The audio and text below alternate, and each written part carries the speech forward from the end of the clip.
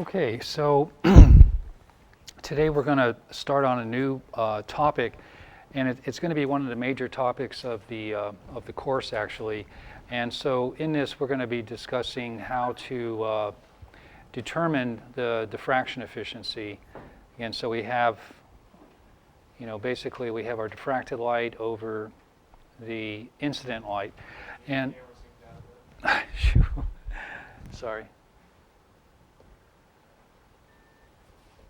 Thanks.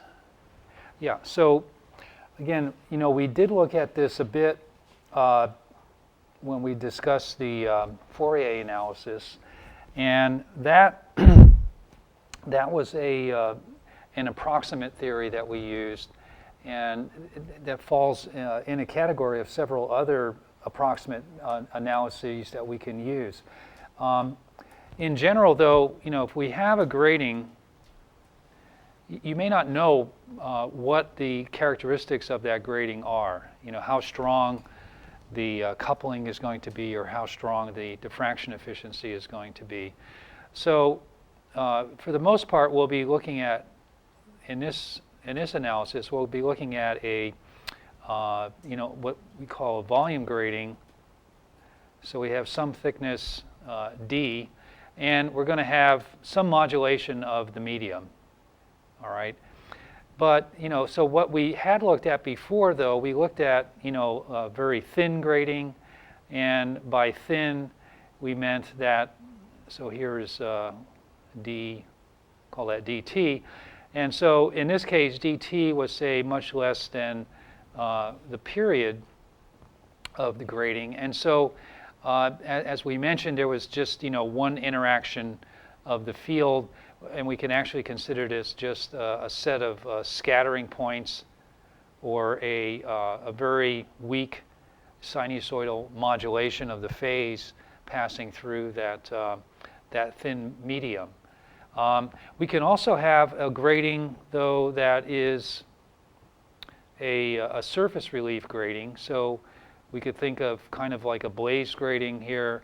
And if we were to analyze this, we can again think that we have, say, some N1 medium here and an N2 there, and we can, in this sense, we can still get very strong diffraction efficiency from a surface relief grating. And so we want, in general, we would like to be able to analyze that as well. So there have been a number of very important papers that have been written over the last, over quite a few years now. So the most comprehensive analysis for this are what's called the rigorous analyses, as the name sort of dictates, or rigorous approaches. And this was a very difficult problem. It wasn't really solved until the early to mid 1980s, actually, to have a very good rigorous approach to analyzing gratings. And this work was, the best work on this was done by Jim Moharam and Tom Gaylord. As a matter of fact, when I was a graduate student, I remember back in the early 80s, I remember going to a seminar that Hyatt Gibbs gave, who was a professor here, and he actually mentioned this paper in his, or this group of papers. There's a whole series of papers that they wrote, and then in 1985, they wrote an excellent review paper, which I will post on the web page. But this was in the proceedings of the IEEE, and it appeared in May of 1985. So over 30 years ago now. Seems like yesterday to me. I remember reading it for the first time, and it's a wonderful paper. It puts in perspective all of these, both the rigorous approaches as well as the approximate approaches and various other issues, and it's an excellent treatise on the whole rigorous analysis approach. So when we mean rigorous, what what I'm referring to here is that, we basically are not concerned with the dimensions,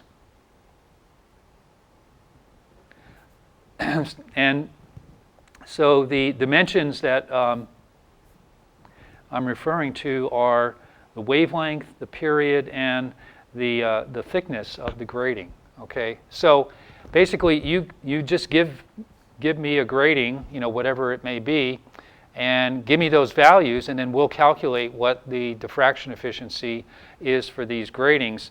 And then the other thing is that it does, in fact, treat the boundary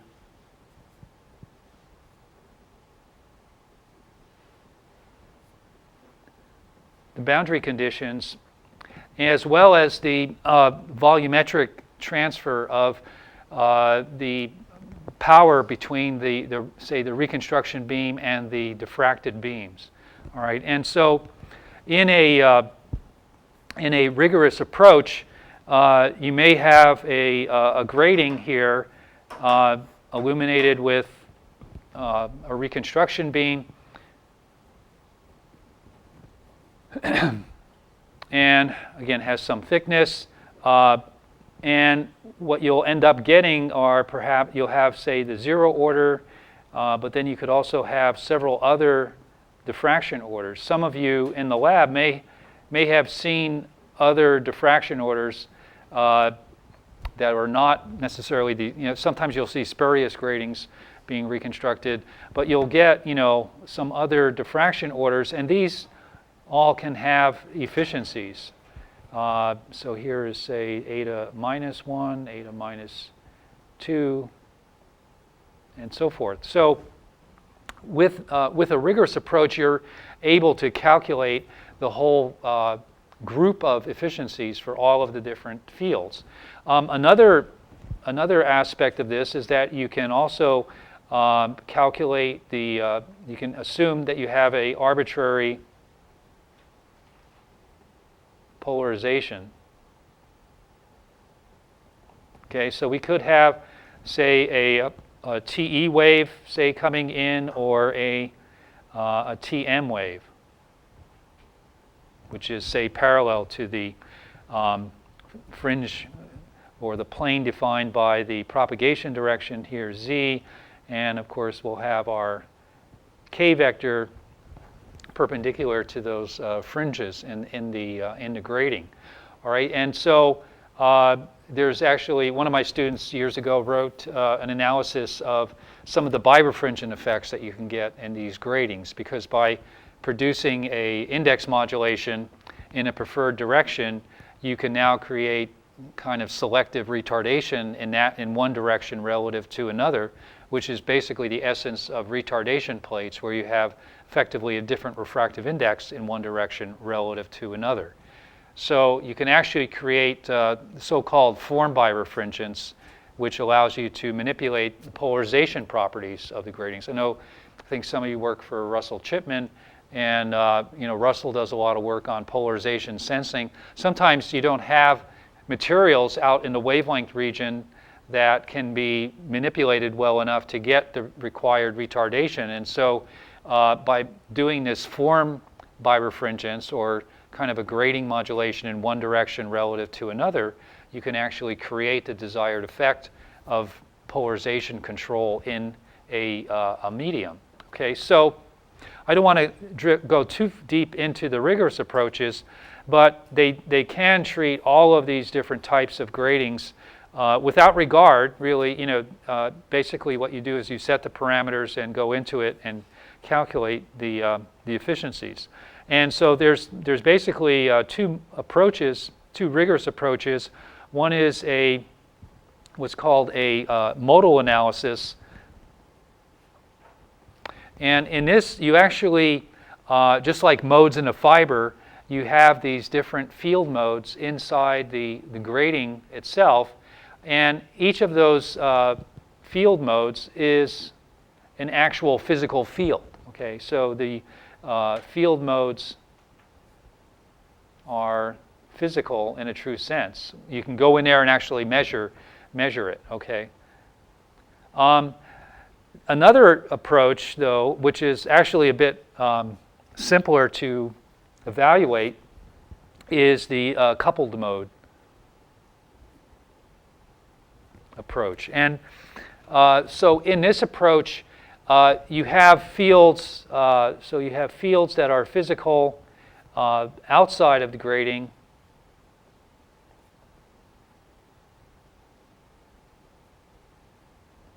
But inside, you basically have a mathematical expression or a harmonic series, and we'll talk a little bit about this as we go through our discussion. Kind of a harmonic series for the different phases of the fields, but they're actually, it's not really, each of those sort of phases or components of that harmonic series is not really a physical field, okay? So it's more of a mathematical description, but it tends to be a little bit easier to analyze than the modal analysis for gratings. And so we are going to look at the coupled mode analysis. However, but we're not going to look at the rigorous approach yet. We will touch on it a little bit at the end. But the problem with the rigorous coupled mode approach, and one reason it was so baffling for so long, is because it's not very intuitive, for one thing. It's extremely, it requires a lot of computation in order to get an analysis done. And there was some tricks that Maharm and Gaylord used to make it possible to analyze this, analyze gratings and retain a number of different diffraction orders and harmonics in the expressions. So we'll come back to that a little bit later and talk a little bit more in some detail. But we're going to look at a approximate approach,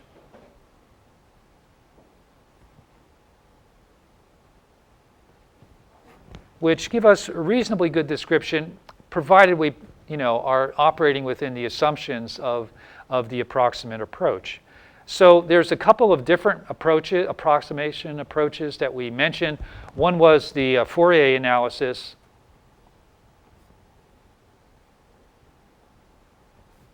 Right, and so that operated well for the thin grating, where we only had, say, one interaction with the grating as the field propagated through it.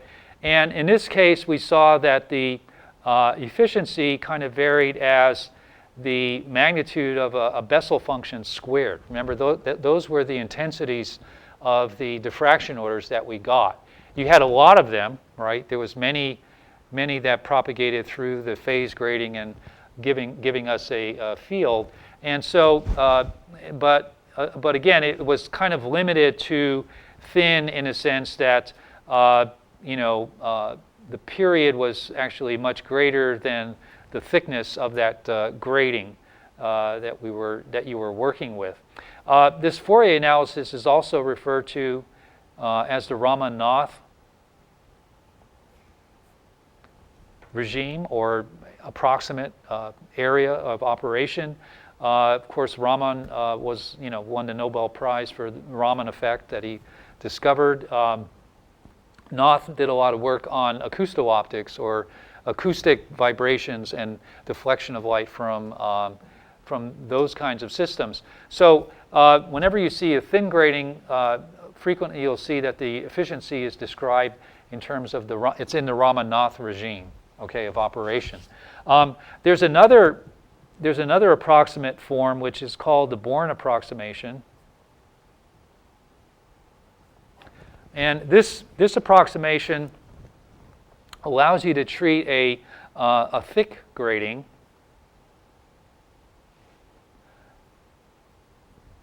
but it's kind of peculiar in a sense that the assumption here is that the sort of the reconstruction beam is not depleted very much. So you assume that the diffraction efficiency of these gratings in the Born approximation are weak.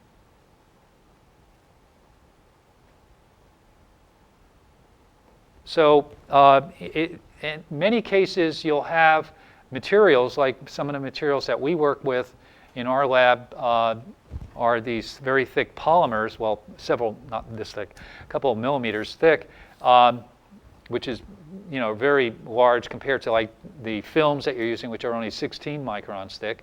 But the index modulation there is like maybe 10 to the minus 4, or even, or maybe even lower, 10 to the minus 5 to 10 to the minus 4 for delta n. All right, so they are fairly weak in that sense, that the power exchange there is fairly slow as it's propagating through it.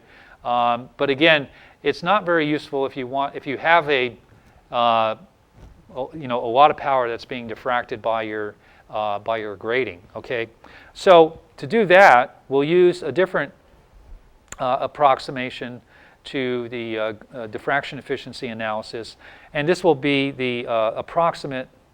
It's called the approximate coupled wave analysis.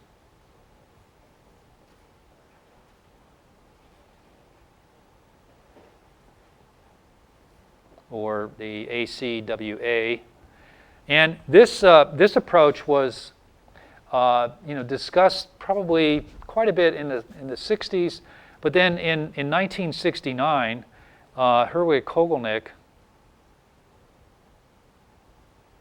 wrote a fantastic paper. So here's my copy that I kept all the way from graduate school. See Stanford University there, and it's very well marked up, you know, with lots of notes and everything. I go back to this paper, you know, frequently even today. You know, it's just one of these papers that, you know, if you're going to do holography or work on gratings, there's just a lot of information in this paper, and the more you digest that, and the more of a feeling for grating performance you'll have. Okay, so I did post this up on the website, the D2L website for you. Again, this was written way back when I was, you know, pretty young, back in 1969. It was end of the 60s.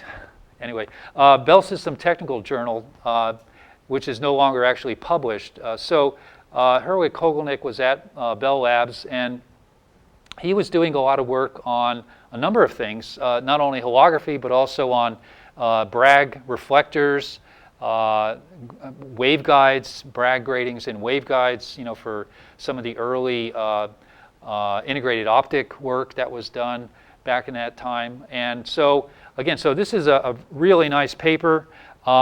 Encourage you to kind of just sit down and read it, you know, and try to digest it. Now, what I've done, I also posted a chapter from my this book that I'm writing.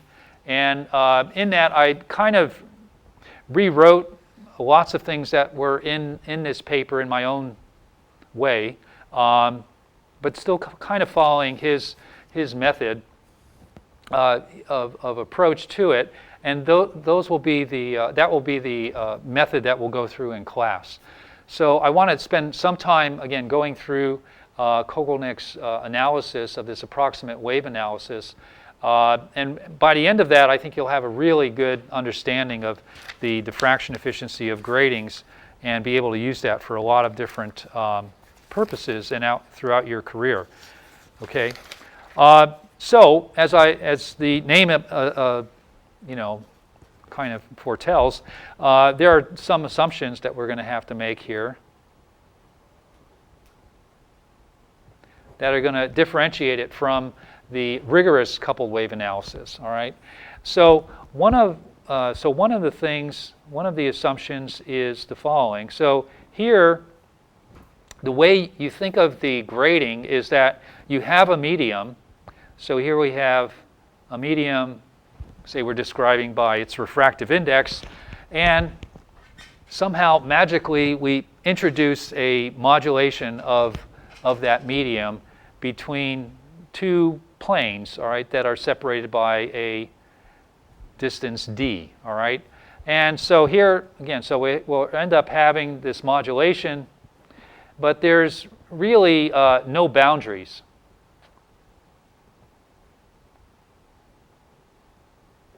All right, so the light will just, pass through. If we have an incident angle here, it's just going to continue right through at the same angle into that grating. All right. Now, the reason why we're doing this is because if you were to have boundaries there, you would get, there's a couple of effects that will occur. One is that you'll get, an abrupt transition in the power exchange, right? So if you all of a sudden, like if you have a piece of glass, you hit it with some light, you get a strong reflection and off of that surface where part of the power leaves. Okay, so we're not going to treat reflections due to the boundary conditions at these interfaces. The boundary conditions are also going to introduce lots of different diffraction orders. Okay, potentially. So we're not. So by eliminating the boundaries, we greatly simplify the problem. Okay, mathematically as well as physically. Okay, although it may not be a physically conceivable system, but again, it's going to be very useful in the analysis. And so right from the start, I'm going to follow Kogelnick's convention, and so he uses theta is in the medium, and wavelength is in air. Okay, so in addition to Kogelnick's paper, if any of you have Joe Goodman's book, he has in chapter 9 in that book, he goes through the coupled wave analysis as well in a very, very good manner. However, he chose to use theta in air and lambda in the medium. Okay, so it's a little perplexing if you kind of go between one and the other. So I just want to forewarn you. I think he did it so, because he was kind of doing the same thing I did in sort of looking at Kogelnick's analysis, but he wanted to change it appreciably, so he switched the convention on the angle and wavelength. All right. So I would recommend maybe just staying with Kogelnick's paper and my analysis, and that way, hopefully, you won't be confused by that. All right. So that's one assumption that's made. Another assumption is that it's just kind of related, but there's only two waves are considered, or only two waves exist in this process. One is a reconstruction wave,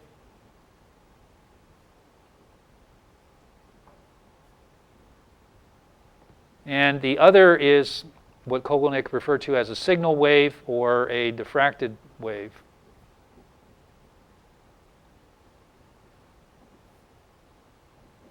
All right. So again, so if you have this R coming in, you may have a signal wave being diffracted coming out, and that's it. There's nothing else. Okay. Everything else is neglected, and so again, this really greatly simplifies the analysis. All right. Okay. And then another assumption is that there's kind of infinite extent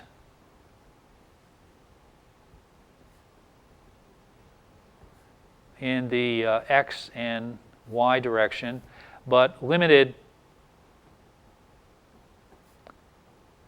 extent in z. So again, so we may have just a distance here of d in the depth sort of direction, or the z direction, and this is what's also referred to as the direction of power exchange.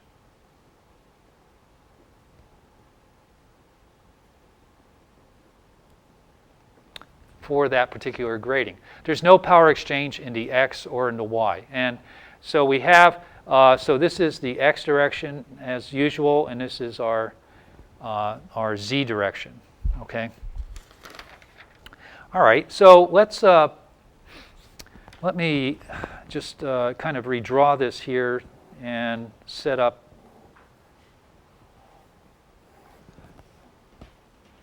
some of the other parameters that we'll be using and start to formulate a solution for this. All right. So here, so if we have, again, so we're going to have our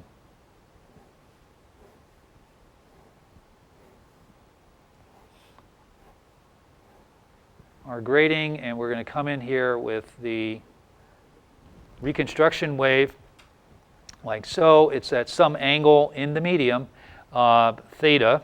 All right, and again, so we have n, n, and n.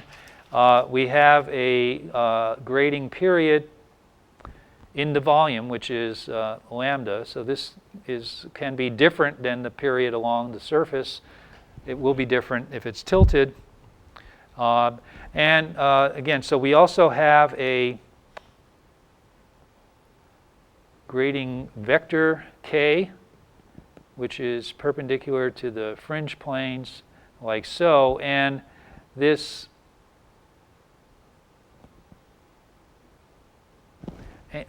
grating vector has an angle phi relative to the z-axis. And also in Goodman's, he doesn't use the angle of the grating vector, but uses the angle of the fringes relative to the z-axis. So he has, I think he uses psi for the fringe angle relative to z, or the z-axis. All right. All right, and so so for now we're going to only look at the TE kind of, or the S-polarized component. Again, that component is going to, not be affected by, direct interactions with the grating being in the plane, in the XZ plane, which is kind of the plane of incidence for this particular grating. Okay. Now, so what do we mean by the grating? Well, of course, the grating is a modulation. But the modulation, it could be the permittivity that we're modulating if we think of the field, or it could also be the conductivity of the medium, all right? And of course, the permittivity is going to give us a phase grating. The modulation of the conductivity will give us an absorption grating, all right? So how would we analyze this? Well, we can analyze it by using the wave propagation equation. So we have just del squared E, the Helmholtz equation, plus k squared E equals 0. So this basically is the scalar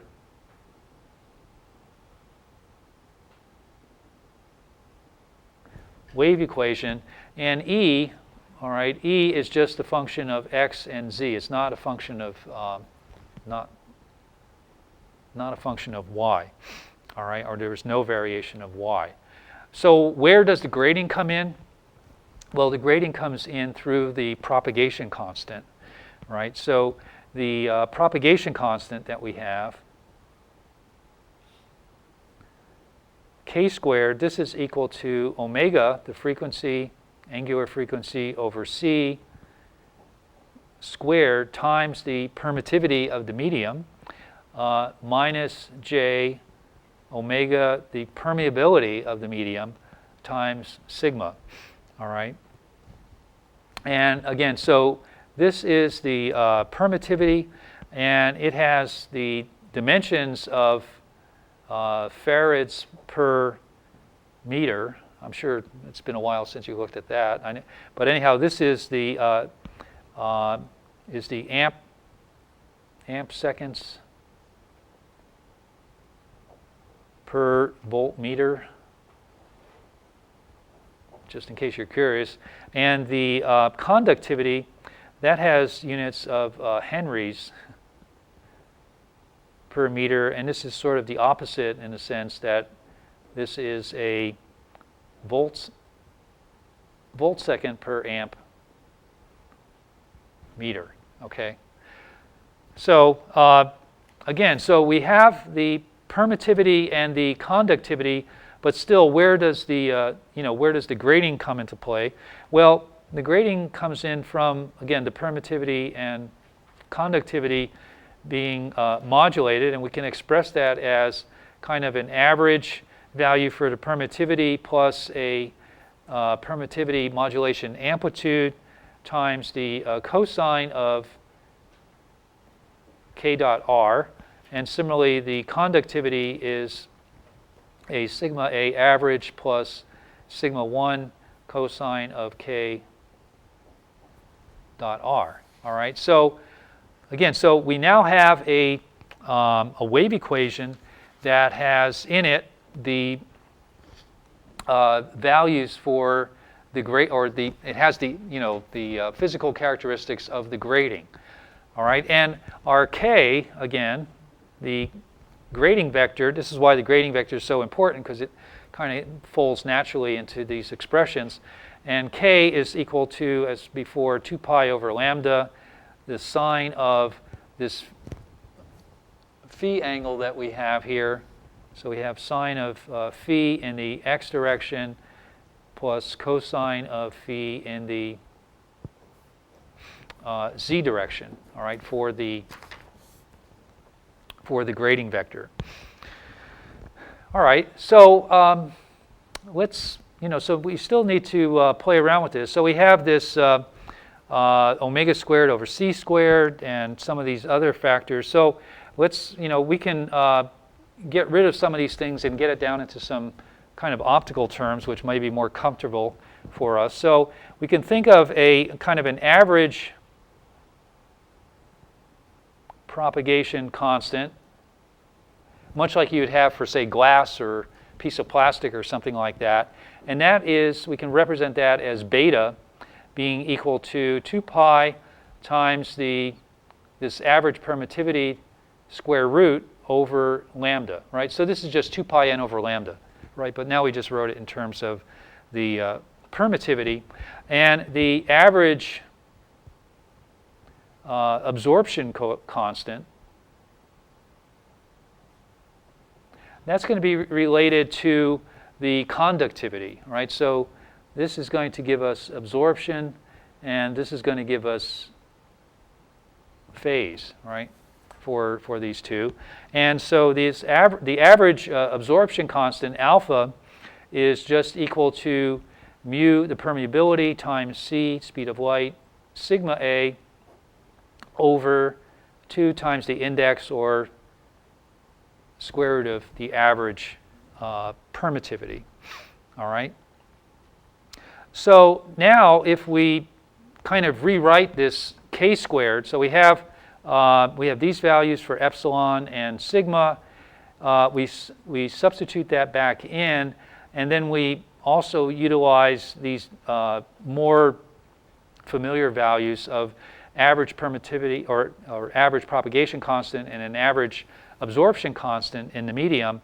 And we can now write this k squared term as being equal to beta squared minus 2j alpha beta. All right. So what this looks like now is simply kind of an average non-modulated material, right? So we have an average propagation constant. If we didn't have any absorption, we just have 2 pi n over lambda. If we have some absorption, we're going to get this j, and then we're going to have an alpha beta factor as well. But now with the modulation, we end up with the following. We have 2 times kappa, that I'll define in a second, beta times e to the j k dot r plus e to the minus j k dot r. Okay? And kappa is the coupling coefficient.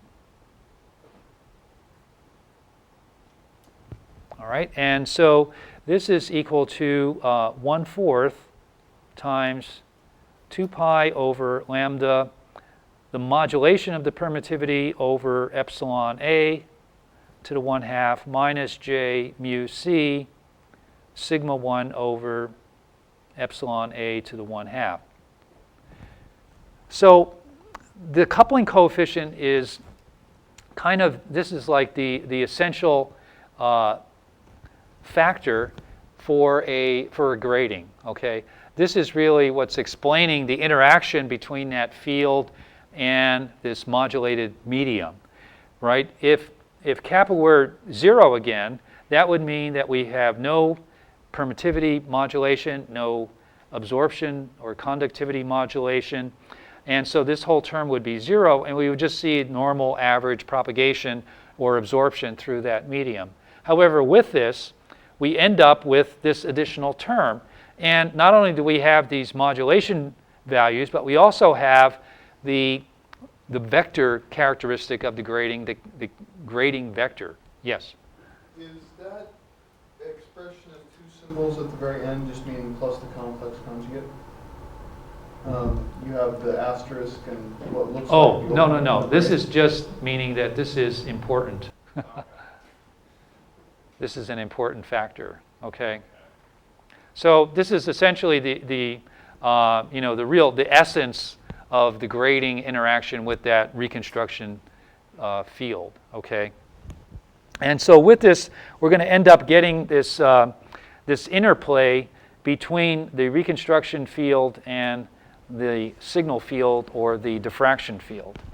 Okay, there's going to be this is our mechanism for power transfer between those two fields.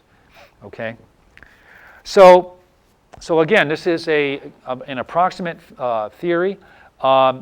We can make some additional approximations that will make it not only simpler to analyze, but also, put it really in a domain that we're interested in. So let's look at if we assume that we have optical media. What does that really mean? Well, if we have an optical material, that means that absorption is, we'll have some absorption, but it's not going to be really opaque, right? The light has to propagate to some distance, all right? So that we can express that as being 2 pi n over lambda is, say, much greater than alpha, and also it would be much greater, of course, than the absorption modulation that we might have, all right? And another thing we could mention is that, we'll have the average index typically will be significantly greater than the index modulation that we would have, right? For the polymer, for instance, that you're using, you have a N1 or delta N around 0.03, and the average index is about 1.53. So again, fairly small compared to the average refractive index of that medium. All right, so with these approximations, or assumptions again, now we can simplify this coupling coefficient to look like this, where we have kappa now is equal to just pi n1 over lambda for the phase modulation term, and minus j alpha 1 over 2. And with that, the n1 in terms of the permittivities is equal to the permittivity modulation, epsilon 1, divided by 2 times the square root of the average value. And alpha 1 is equal to mu c sigma 1 over epsilon a to the 1/2. All right, so we now have this coupling coefficient for optical materials that, by and large will be pretty accurate for optical materials that we can use in our solution. Again, what we're trying to solve is this wave equation here. All right, so notice we took care of K. The only other thing we have to worry about is E, right? So the field inside the grating, we already said, is going to be very specific, very restricted to only a R and S, all right, component. And so what we mean by that is that our E field is equal to the reconstruction field. And as I mentioned in passing, the direction of power exchange in the grating is in the Z direction. So as this beam moves further and further with a component in the z direction, we're going to see changes in the amplitude of that reconstruction field, as well as the signal field coming off. And so, by the way, we'll have a signal field here, S. And this R is going to be only a function of z, okay, in that sense. And have a modulation, which phase modulation or phase term, e to the j or minus j rho dotted with r. And rho is the vector describing the propagation constant for that reconstruction field. And we also have a signal field, S of z, and e to the minus j sigma dot r. Now, so this is not absorption, or not conductivity. I'm just following what Kogelnik did there. But so sigma is the propagation vector for the signal field or the diffracted field. All right, so again, so this is the assumed field for the analysis that we're going to do. So we have, again, so we have this value for k squared, and we have the value for the field. So we have pretty much what we need. The other thing, which is going to be very important, is something that we talked about several times in the past, and that's the Bragg condition.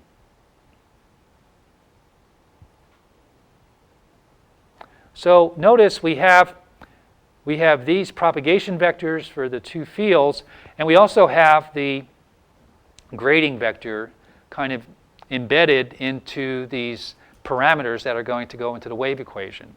All right? And so we can say the Bragg condition in our case here is going to be sigma, again, is equal to rho minus k. All right? And so here we're assuming, we have m equals 1, say, for a diffraction order.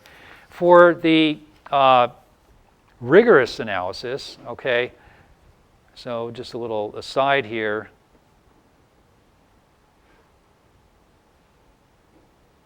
For the rigorous analysis, we would generalize this, where we would have sigma, say, sub m is equal to rho, the reconstruction propagation vector, minus mk.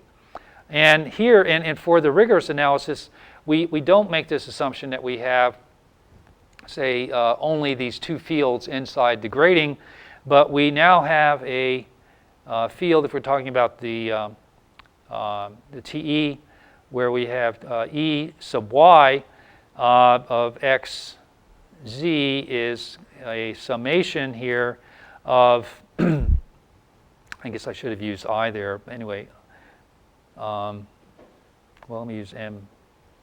M equals minus infinity to infinity, s sub m of z. So we still have this amplitude term here, this amplitude coefficient, and then we have exponential of this more general phase expression, e to the minus j rho minus mk dot r. So this is a kind of a harmonic expansion of the E field that exists inside the medium when we're talking about the rigorous coupled wave analysis approach. All right, so I'll come a little bit back to that later after we go through the approximate analysis and give you some other aspects of that model, although we're not going to go into great depth in that, okay? All right, so we have, so this Bragg condition is pretty important in this whole approach. It is, really the one of the essential core features of the coupled wave analysis.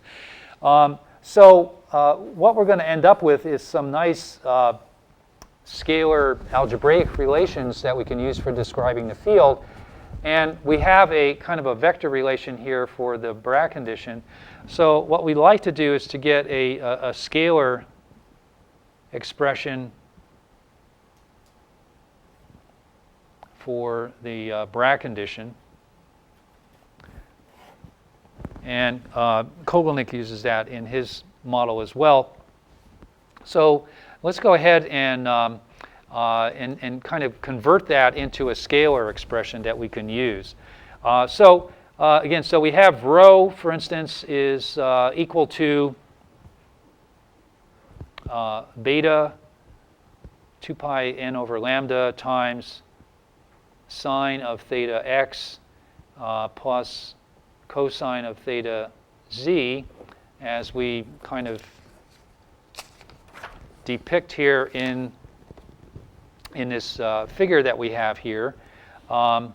And we also, so this we can say is, again, so rho sub x in the x plus rho sub z in the z direction.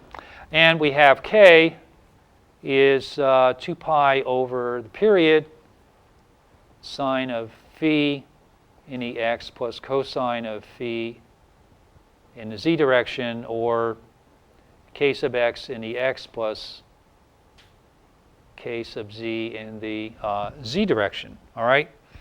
So, but we don't know sigma, right? Sigma is basically a result of when we choose rho, we end up with a direction for sigma. Okay. So we can write out the expression that we have here. So again, so we have that sigma is equal to rho minus k. All right, and we have, again, so that sigma, combining these two, we end up with beta times sine of theta minus, kind of factoring out a beta out of here, which really doesn't exist, but so we can just divide out by beta, sine of phi. All right, so we have this times the x unit vector plus cosine of theta minus k over beta times cosine of phi in the z direction. All right. So, and notice too, what we've used here is the fact that the magnitude of rho equals the magnitude of sigma is equal to beta. Right. This was 2 pi n over lambda. So that's our magnitude of the propagation vectors in all the cases. All right. So so let's now get the value in terms of a scalar. All right. So we can make this a scalar by again, if we look at sigma dot sigma here, this is going to be equal to beta squared, right? And this is going to be just equal to sigma x times sigma x plus sigma z times sigma z. So here's sigma x and here's sigma z, right, in this expression. And so we have that beta squared. Again, all we're doing is we take the this times the dot product with itself, okay, to get sigma dot sigma. That's equal to beta squared. So we've done that here, and that's equal to, again, sine of theta minus k over beta sine of phi squared plus cosine of theta minus k over beta cosine of phi squared. Okay? And forgot something. We have a beta squared there, right? So notice we can cancel the beta from both, this beta squared from both sides, and make this a 1, right? And so now, and if we multiply this out, we have that 1 is equal to sine squared of theta minus 2 k over beta sine of theta sine of phi plus k over beta squared sine squared of phi, and then we also have plus the cosine. So we have cosine squared of theta minus 2k over beta cosine of theta cosine of phi plus k over beta squared cosine squared of phi. All right, so this is kind of good, right? Notice here that this and this is equal to 1, and we have a 1 there and we have a 1 there, so this is equal to 0. Okay? And further, so we have 0 is equal to k squared over beta squared minus 2k over beta, and then we have sine of theta sine of phi plus cosine of theta cosine of phi. All right, and that's pretty good too, because this here is just equal to cosine of phi minus theta.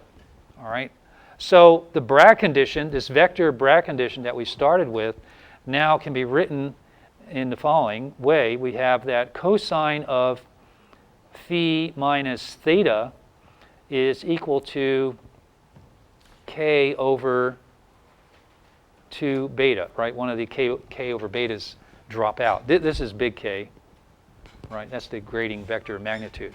So we end up with this for the scalar Bragg condition. Okay, and it's related again to that vector Bragg condition that we had been talking about, up until this point.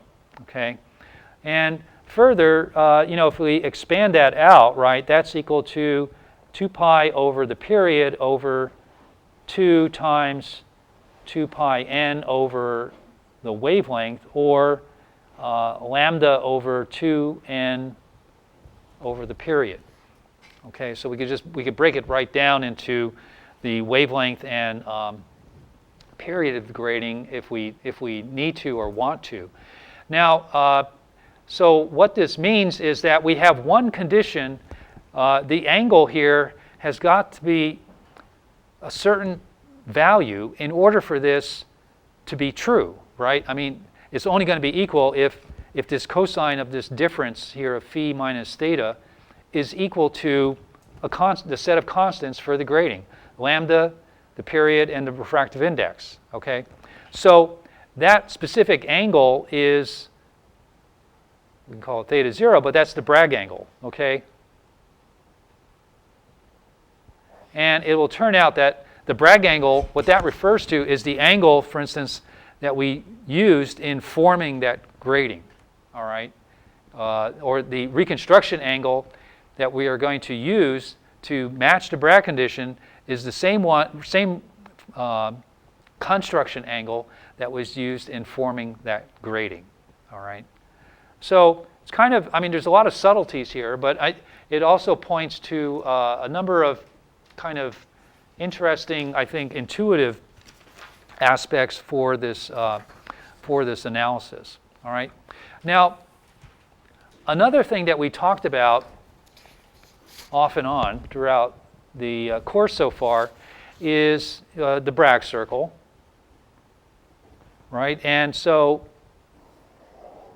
the Bragg condition really is just a graphical portrayal of this. Of the Bragg circle, right? Or did I get that right? The Bragg circle is a graphical portrayal of the Bragg condition. That's what I wanted to say. All right, okay, so here if we have a grading, right? So we have some k value there. We have, here's our rho for the reconstruction, and that's going to generate some value of sigma, okay? Which again is going to match this, and again this rho is going to be our theta 0, right? That we just derived here in this Bragg condition statement.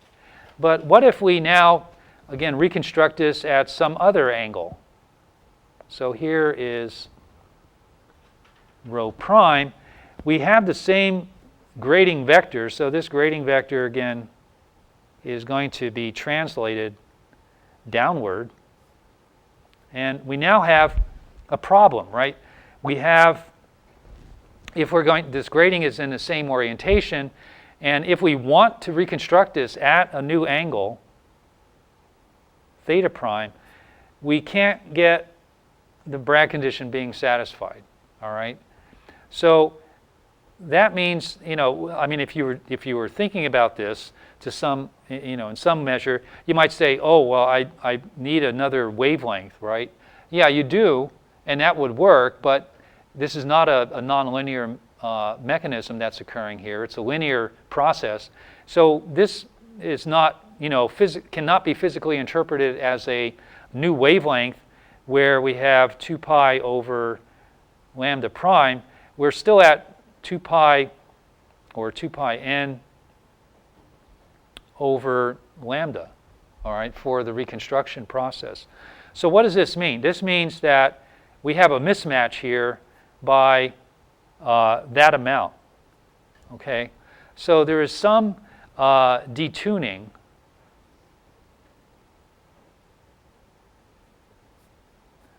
from the Bragg condition when we reconstruct at some arbitrary condition relative to that, that particular grading that we have, all right? So we need to incorporate that into our discussion or to quantify that.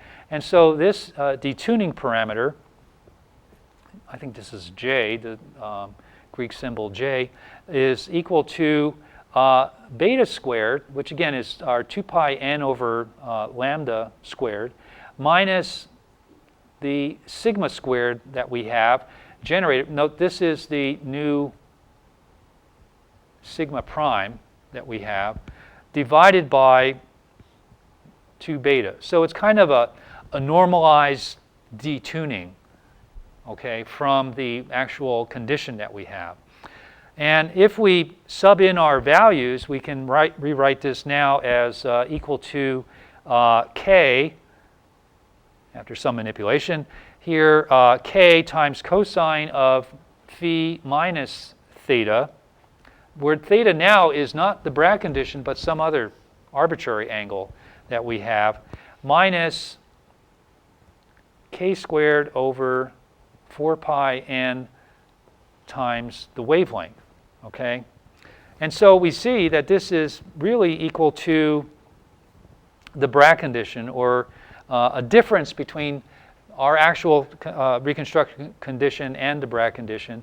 And so we have, this is k times cosine of phi minus theta minus k over 2 beta, which is just, again, our Bragg condition that we just derived. All right.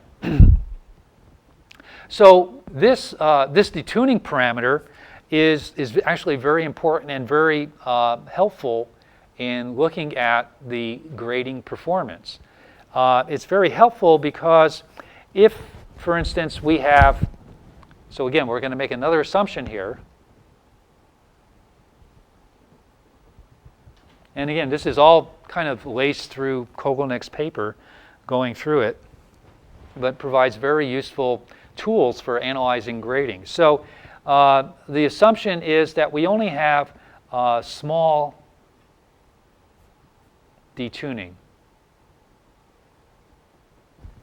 All right, and so by that we mean that here the angle theta is going to be equal to, say, the Bragg angle, the original construction angle, plus a small angle shift or change. And similarly for the wavelength. So we have lambda 0 plus delta lambda. All right? Now, if we use this approximation into this relation for the detuning parameter, we now have that the detuning parameter is equal to k times delta theta sine of phi minus theta 0, the Bragg condition, minus delta lambda over 2n times the period. All right? So this is a much nicer relation to play with, right? Because basically it shows you how much detuning you're going to get for specific changes in angle and wavelength, which is pretty much what we're going to be concerned with, all right? And so, again, so one other thing too, and we're going to derive this, and you can calculate it shortly, but as this detuning parameter increases, the efficiency decreases, all right? And so this detuning parameter is very useful in understanding the selectivity of your grading, all right? So if you have, and you can see here, K again, right? K is equal to 2 pi over the period. So the smaller that period, the more sensitive it's going to be to angle and wavelength changes in that medium, all right? And specifically, and also another very useful thing here is if you want to know what the selectivity of the grading is, if you don't have, like a tunable laser or a very exotic spectrometer, you can just use an angle stage and get the same information because the two are related, right? This wavelength and angle detuning characteristics are coupled, okay, to one another, all right?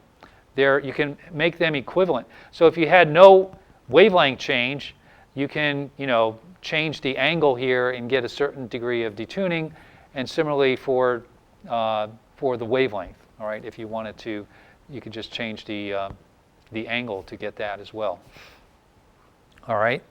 And to see this a little better, so you can see as well that again, so a smaller period of the grading is going to make this grading more selective in a sense, because what we're talking about is the change in efficiency. So if here is, say, theta 0 or lambda 0, this is the diffraction efficiency. As that period gets smaller, this is going to get very narrow in the angular and wavelength bandwidth for that grading.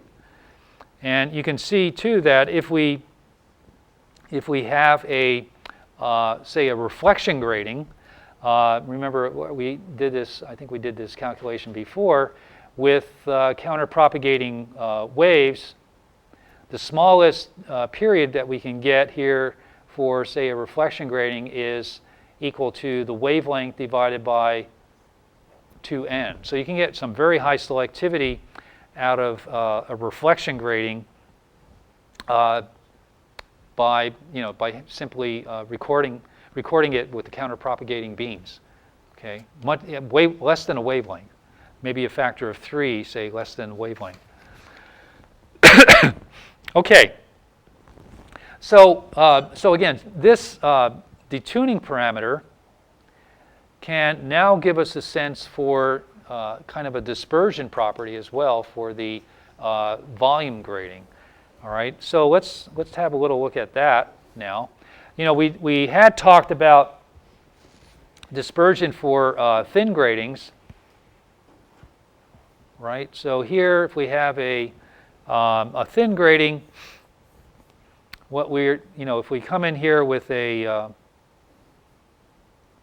wavelength, say lambda 0, and we have another wavelength, lambda 0 plus delta lambda, let's look at some of the differences between thin grating and a volume grating. Okay, so if we have a thin grating,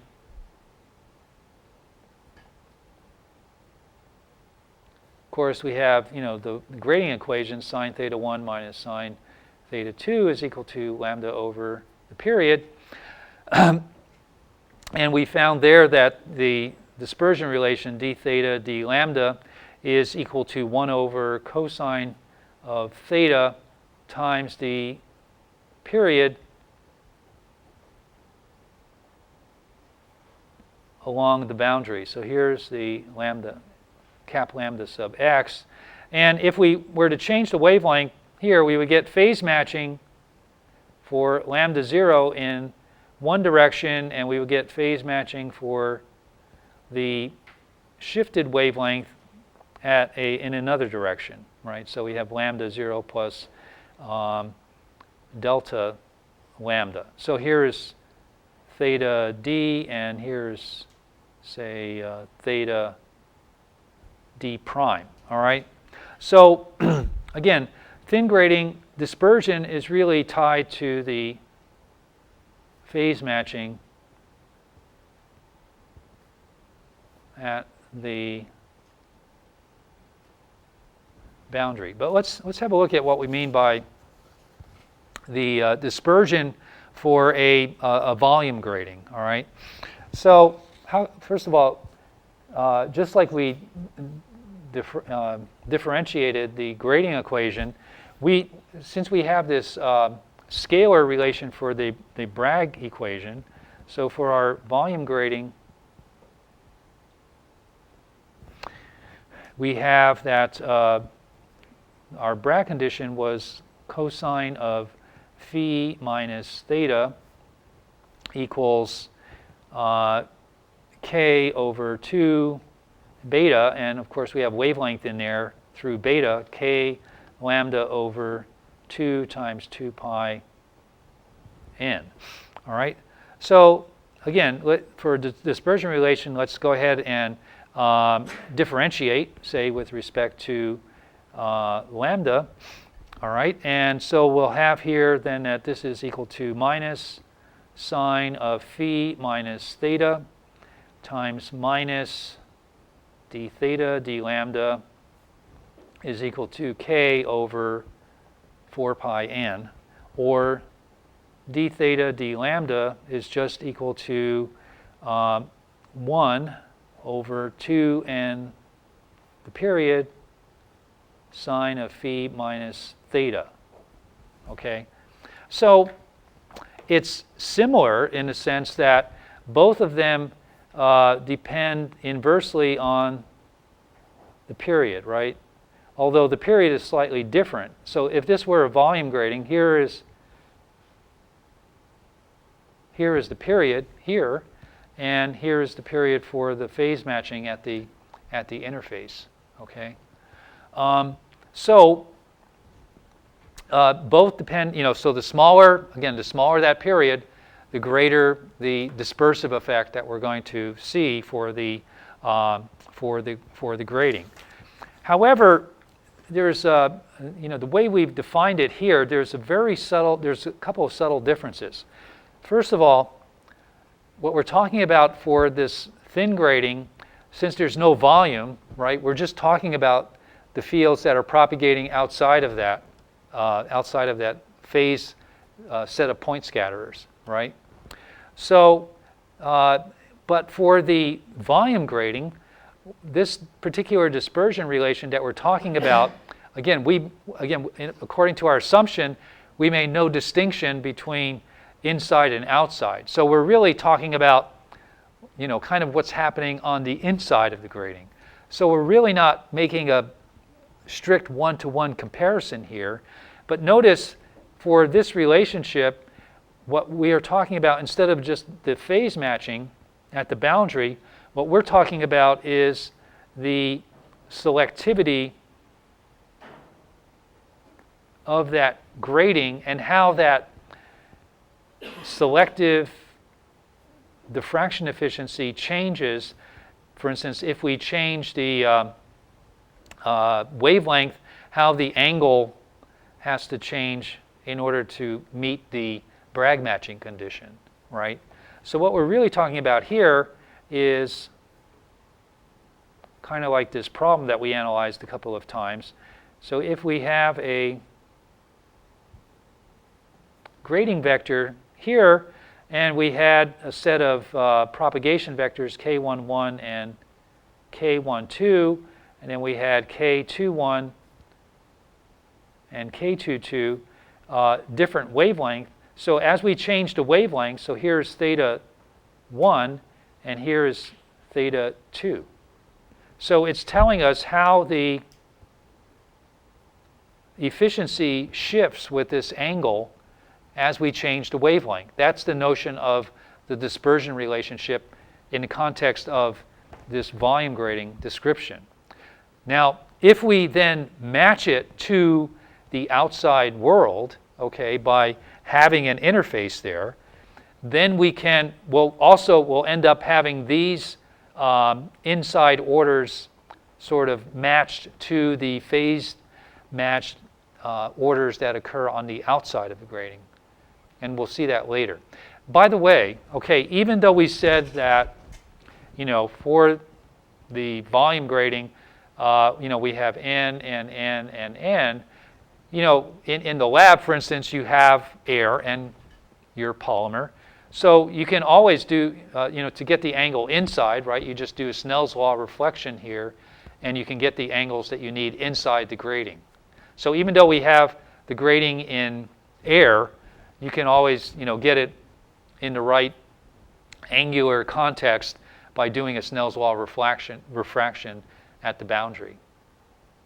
You have a trouble look on your face. Okay, all right. Okay, so again, and by the way, so this notion of our this Bragg match dispersion also ties in with the notion of a band gap, right? And I did mention this before, where if we have a photon that comes in here with some hc over lambda frequency, if that frequency is, again, insufficient to make a transition between, say, the valence and the conduction band in our medium, our semiconductor here, that would correspond to two propagation vectors that are like this. But as we increase the energy or decrease the wavelength, we can then get to these other values of matching. And so this idea of photonic band gap is sort of a natural, the Bragg grating is really a one-dimensional form of a photonic band gap medium, and it relates to this notion of the dispersion. What angles can you actually realize to give you the Bragg matching in that particular grating? So again, this is just another way of perceiving that. Okay.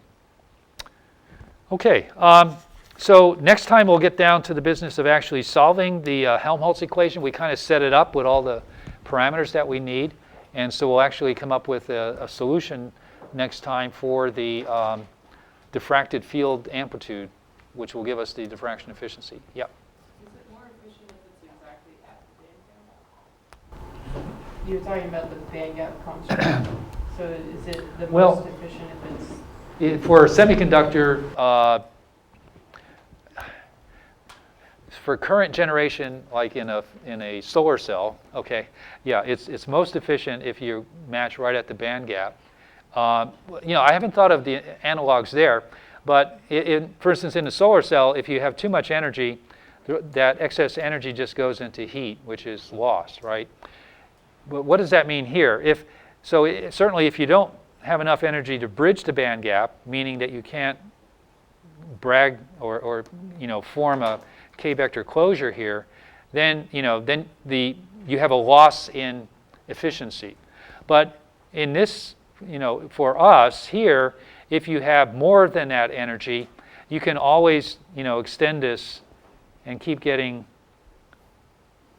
Bragg matching pretty much out to infinity. So there's no real maximum efficiency there. This is just representing the minimum. When these two are opposite to one another, that just represents the minimum.